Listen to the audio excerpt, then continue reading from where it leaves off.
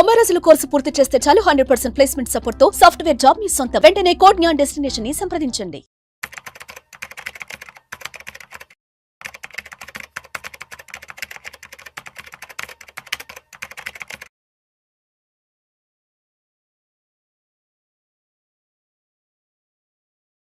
నమస్తే, welcome to Vishnu talks. నేను మీ విష్ణు. ప్రస్తుతం నాతో పాటు ప్రముఖ స్టాక్ మార్కెట్ ఎక్స్పర్ట్ రామచంద్రమూర్తి గారు ఉన్నారు. వారితో మాట్లాడదాం. సార్ రామచంద్రమూర్తి గారు నమస్తే సార్. నమస్తే sir. Sir welcome to Vishnu talks.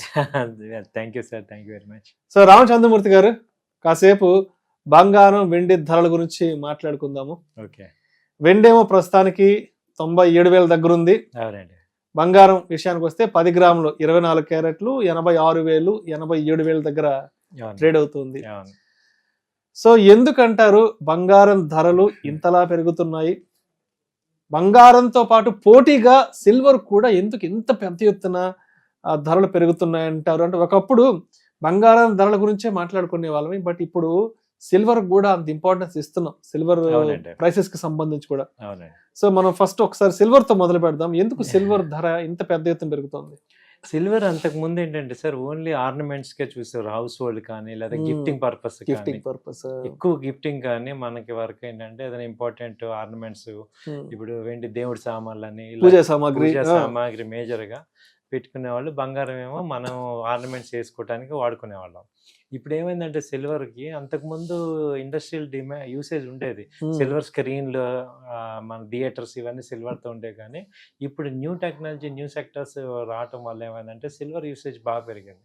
అంటే solar panels, so 5G SIM cards, తర్వాత చిప్స్, తర్వాత ఈ గ్రీన్ ఎనర్జీ, వీటికి ఏమైందంటే సిల్వర్ అనేది ఒక బేసిక్ ఇన్పుట్, రా మెటీరియల్ అయింది.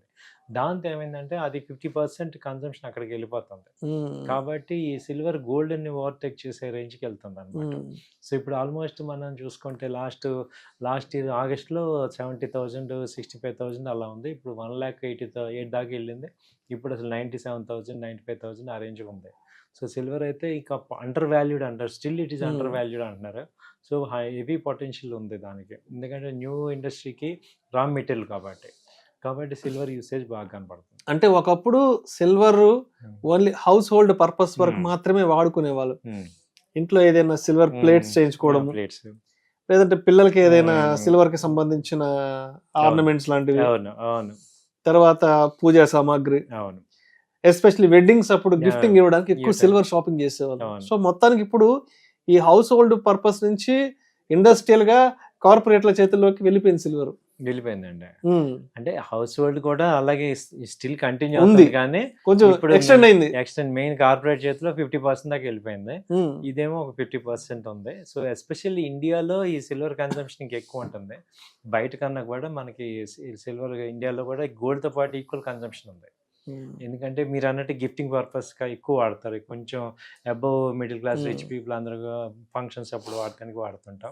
సో ఇప్పుడు ఏంటంటే మేజర్ గా ఈ ఇండస్ట్రియల్ పర్పస్ అయిపోయింది. కాబట్టి ఇప్పుడు నా పాయింట్ అంటే దీన్ని మనం ఎలా అడ్వాంటేజ్ తీసుకోవాలి అంటే, ఇప్పుడు అందరూ ₹1,00,000 పెట్టి సిల్వర్ కొనలేరు కాబట్టి, సిల్వర్ ఇన్వెస్ట్ చేయలేరు కాబట్టి, అంటే ఫిజికల్ గా కాకుండా సిల్వర్ విషయానికి వస్తే, అంటే మనం ఇన్వెస్ట్మెంట్స్ చేసుకోవడానికి మనకి ఎటువంటి ప్రత్యామ్నాయ మార్గాలు ఉన్నాయంటారు ఫిజికల్ ఇన్వెస్ట్మెంట్ కాకుండా? బెస్ట్ సిల్వర్ ETF ఉంది సార్, సిల్వర్ బీస్ ఉన్నాయి. సో సిల్వర్ బీస్ మన డిమాట్ అకౌంట్లో, ఎవరి డిమాట్ అకౌంట్లో అయినా సిల్వర్ బీస్ అని ఎంటర్ చేస్తే వచ్చేస్తుంది. ఈక్వల్గా 1 గ్రామ్ లాగా కొనుక్కుంటాం అనమాట. మనకి అమౌంట్ ఉన్నప్పుడల్లా సిల్వర్ బీస్ కొనుక్కోండి, అది ఒక మంచి ఇన్వెస్ట్మెంట్ ఆపర్చునిటీ. ఎప్పుడైనా అమ్మేయచ్చు. మీరు ఫిజికల్గా కూడా తీసుకోవచ్చు, లేదు మానిటరీగా కూడా అమ్మేసుకోవచ్చు. సో సిల్వర్ బీస్ అనేది బెస్ట్ ఆప్షన్. ఆ తర్వాత వచ్చి సిల్వర్ ETFs ఉన్నాయి. సో సిల్వర్ బాండ్స్ ఉన్నాయి. ఆ తర్వాత సిల్వర్ మ్యూచువల్ ఫండ్స్ ఉన్నాయి. ఆ కంపెనీస్లో ఇన్వెస్ట్ చేయొచ్చు. ఇంకా నేను ట్రేడ్ చేస్తానంటే MCXలో సిల్వర్ ఉంది. సో ఈ రకంగా మన సిల్వర్ని యూజ్ చేసుకొని బెనిఫిట్ అవ్వచ్చు. సో లాస్ట్ది మాత్రం కొంచెం టెక్నికల్గా జాగ్రత్తగా ఉండాలి. సిల్వర్ MCXలో ట్రేడ్ చేయటం అనేది కొంచెం టెక్నికల్గా ఉంటేనే చేయగలరు. మామూలుగా ఇన్వెస్ట్మెంట్ ఓరియంటెడ్ అంటే సిల్వర్ బీస్లో చేసుకోవచ్చు, సిల్వర్ మ్యూచువల్ ఫండ్స్లో చేసుకోవచ్చు. సో అది సిల్వర్లో మెయిన్. కాకపోతే మీరు అన్నట్టు ఇది పొటెన్షియల్ ఉంది, ఇప్పటిదాకా అండర్ వాల్యూ ఉంది, ఇప్పుడు ఇంకా వాల్యూడ్ అవుతుంది, పొటెన్షియల్ అయితే ఉంది. దీన్ని అయితే మనం ఇన్వెస్ట్మెంట్ పార్ట్లో ఒక 10% 15% దీనికి ఇస్తే మనకి ఫ్యూచర్లో మంచి అసెట్ క్లాస్ డెవలప్ అవుతుంది. సో ఇప్పుడు బంగారం ధరల విషయానికి వస్తే ప్రతి ఒక్కరూ కూడా ఏంటి ఇంకా బంగారం ధరలు ఎప్పటికీ తగ్గే అవకాశం ఉంది, ఒకవేళ తగ్గే పరిస్థితి వస్తే ఎందుకు తగ్గుతాయి, ఏ కారణంగా తగ్గబోతున్నాయి? ఇప్పుడు ఆల్రెడీ పెరిగాయి కాబట్టి అసలు ఈ పెరగడానికి ఎటువంటి కారణాలు దోహదపడ్డాయంటూ కూడా చాలా మంది ఆలోచిస్తున్నారు. కాబట్టి ఎందుకు పెరుగుతుందో ఒకసారి మాట్లాడుకుందాం. ఒకవేళ తగ్గాల్సిన పరిస్థితి వస్తే దేని వల్ల గోల్డ్ ధర తగ్గుతా కూడా ఒకసారి డీటెయిల్ గా చెప్పగలం. డెఫినెట్గా అండి, మెయిన్ ఇన్ఫ్లేషన్ వల్ల గోల్డ్ పెరుగుతుంది సార్. ఇన్ఫ్లేషన్ అన్ని కంట్రీస్లో పెరిగిపోయింది కాబట్టి అన్సర్టనిటీ పెరిగింది, ఇన్ఫ్లేషన్ పెరిగింది, అలాగే కరెన్సీ వాల్యూ తగ్గటం కూడా గోల్డ్ పెరుగుతుంది. సో ఈ మూడు కనుక కంట్రోల్ అయితే గోల్డ్ కంట్రోల్ అవుతుంది. సో అంటే యూసేజ్ వల్ల కాదు, ఇక్కడ గోల్డ్ యూసేజ్ వేరు.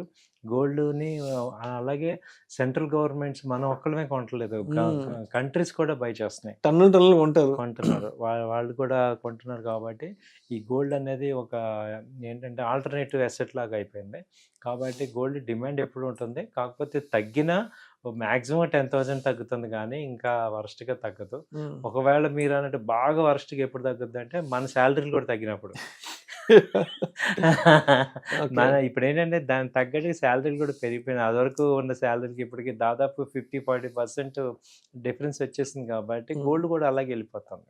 ఇప్పుడు మనం 5 years బ్యాక్ 50,000 ఉంది గోల్డ్, మన శాలరీలు కూడా అలాగే ఉన్నాయి. ఎందుకంటే అది రెసిప్రోకల్గా పెరుగుతుంది, ఎందుకంటే ఇన్ఫ్లేషన్ వల్ల మేజర్గా ఎఫెక్ట్ అవుతూ ఉంటుంది. తెలియకుండానే గోల్డ్ ఎక్కువ పెరుగుతుంది ఇన్ఫ్లేషన్.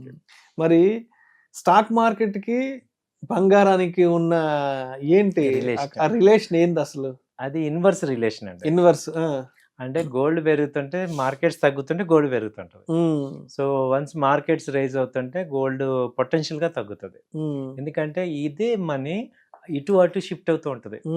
అంటే మేజర్ గా ఎవరు గ్లోబల్ ఇన్వెస్టర్స్ ఏం చేస్తారంటే మనీని అటు ఇటు షిఫ్ట్ చేస్తుంటారు. ఎక్కడైతే పీక్ లెవెల్కి వచ్చాక మళ్ళీ దాన్ని ప్రాఫిట్ బుకింగ్ చేసుకొని అండర్ వాల్యూ ఉన్న అసెట్ లోకి ఎంటర్ అవుతారు. సో ఇప్పుడు గ్లోబల్ ఇన్వెస్టర్స్ ఇప్పుడు అండర్ వాల్యూ, ఇప్పుడు ఈక్విటీ మార్కెటింగ్ 1-2% కరెక్షన్ అయితే అండర్ వాల్యూ వస్తుంది. సో దానిలో మళ్ళీ ఎంటర్ అవుతారు వీళ్ళు. సో అలాగే నెక్స్ట్ ఇప్పుడు గోల్డ్కి ఓవర్ వాల్యూ ఎప్పుడైతే అవుతుందో 90,000 ఆ రేంజ్, 92,000 ఆ రేంజ్, ఇంటర్నేషనల్గా $3,000 మెయిన్ రెసిస్టెన్స్ అనమాట. అక్కడ ఇప్పుడు 2,900 అలా ఉంది. సో మ్యాక్సిమం వచ్చిన ఆ రేంజ్కి వచ్చి మళ్ళీ అక్కడి నుంచి కరెక్షన్ వస్తుంది. సో మొత్తానికి బంగారం ధరల్లో తగ్గుదల చూడాలి అంటే ఇప్పుడున్న స్టాక్ మార్కెట్స్ ఈ 74,000 నుంచి ఓ 84,000, 85,000 కానీ మళ్ళీ ఆల్ టైమ్ హైకి మార్కెట్ బౌన్స్ బ్యాక్ అయితే ఇది తగ్గిపోద్ది మళ్ళీ ఆబ్వియస్ గా. సో బంగారం ధరలు తగ్గే అవకాశం ఉంది. సో మొత్తానికి అర్థం చేసుకోవాల్సింది, మార్కెట్లు పడుతున్నాయి కాబట్టి సో మార్కెట్లలో ఉన్న ఆ పెట్టుబడులన్నీ తీసుకొచ్చి గోల్డ్ లో పెట్టడం వల్ల గోల్డ్ మార్కెట్ పెరుగుతుంది. మార్కెట్లు పెరిగినప్పుడు మార్కెట్లు ఇంకా ఆల్ టైమ్ హైకి వెళ్తాయన్న సంకేతాలు, సూచనలు ఉన్నప్పుడు ఈ గోల్డ్ ఇన్వెస్ట్మెంట్స్ అంతా తీసుకొచ్చి మళ్ళీ మార్కెట్స్ లో పెనిట్రేట్ చేస్తారు. సో మొత్తానికి స్టాక్ మార్కెట్స్ బాగున్నప్పుడు ఆల్ టైమ్ హైకి వెళ్ళినప్పుడు బంగారం ధరలు ఆబ్వియస్ గా తగ్గుతాయి, మార్కెట్ ఫాల్ లో ఉన్నప్పుడు బంగారం ధరలు పెరుగుతాయి. చిన్న లాజిక్. సో ఎప్పుడు పెరుగుతాయి, ఎప్పుడు తగ్గుతాయి, ఎందుకు పెరుగుతాయి, ఎందుకు తగ్గుతాయి అనే దాని చిన్న ఇది మనం మార్కెట్ ని అర్థం చేసుకోగలిగితే ఇది మొత్తం స్ట్రాటజీ మొత్తం అర్థం అవుతుంది. Right. Thank you sir, thank you so much Rajamurthy గారు. థ్యాంక్ యూ అండి.